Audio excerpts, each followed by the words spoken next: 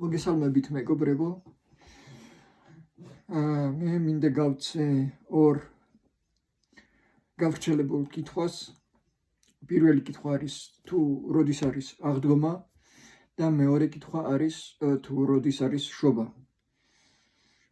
ძვირფასო ქრისტიანებო, თქვენ სერიოზულად ფიქრობთ, რომ ან შობას ან აღდგომას უნდა გქონდეს რაღაც სპეციალური თარიღი? რა თქმა უნდა, არა. იცოდეთ, რომ ყოველი კვირა, ყოველი დღე არის როგორც აღდგომა, ასევე შობა. როდესაც ჩვენ ვიხსენიებთ ყოველ დღე და ყოველ კვირას ქრისტეს აღდგომას და ქრისტეს შობას, აი ეს დღე და აი ეს კვირა ზუსტად არის აღდგომა და შობა იესო ქრისტესი. ასე რომ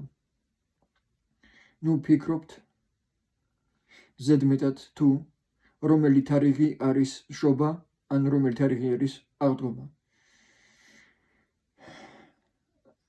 სამწუხაროდ ეს კითხვა ებადებათ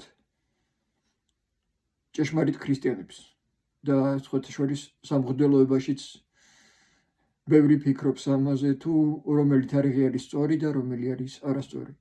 ასე რომ ყოველი დღე და ყოველი კვირა არის აღდგომა და შობა იესო ქრისტესი. ღმერთმა დაგლოცოთ, ღმერთმა გაკურთხოთ დროებით.